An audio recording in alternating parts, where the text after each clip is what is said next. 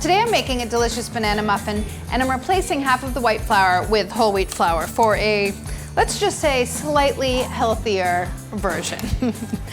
In my bowl, I have 1 cup each of all-purpose flour and whole wheat flour, and to that add 1 teaspoon of baking powder, 1 teaspoon of baking soda, and 1/2 teaspoon of salt.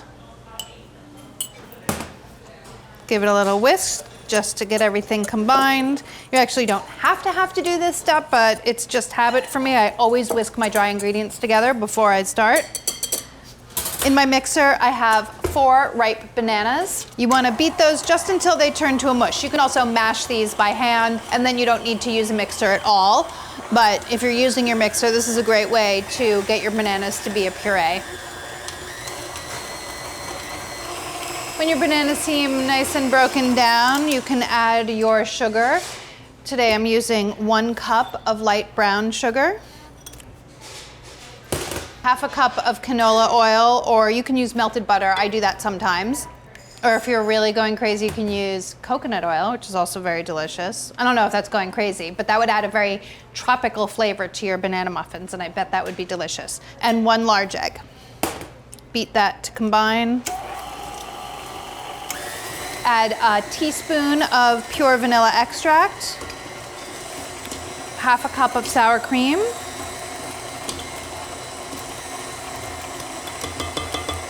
and then your dry ingredient mixture.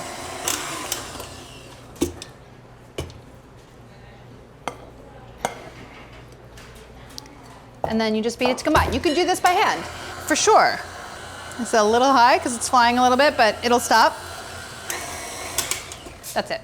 Get your oven preheating, always ahead of time. It'll take probably about 20 minutes for your oven to preheat, so think about that when your recipe only takes about 10 minutes to come together. It needs to be at 350.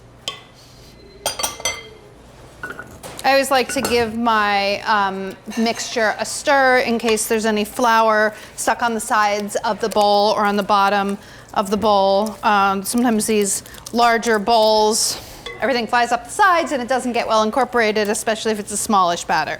So make sure you give it one last stir with a rubber spatula. And then if you're interested in a nice little garnish, you can slice up another banana for the top. And of course I am, because I like things to be cute as well as delicious. So this makes 12 muffins, so make 12 nice slices of banana for the tops. Rest is for a snack. Perfectly ripe. Want to make sure that your bananas are ripe for this recipe. Fill the muffin tins about 3/4 full with the batter. I have mine lined with paper baking cups, which I think is important here. Just makes cleanup so much easier.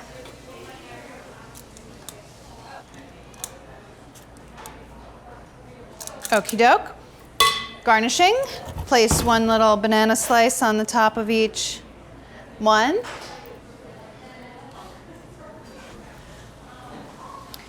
Place these into the oven and bake them until the top springs back when lightly touched. That'll take about 25 minutes for these full-size muffins. And if you're making mini muffins, it'll take about 20 minutes. Let the muffins cool before you eat them, and I think that if you want to put some of these in your freezer, they would do really well in your freezer, and you can take one out whenever you want one. But aren't they adorable? I really think it's worth going the extra step and putting that banana on top.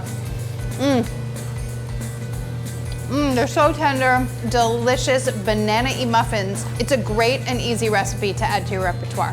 Give it a try. If you like recipes like this and you want more, make sure to click like and subscribe because we have plenty more where this came from.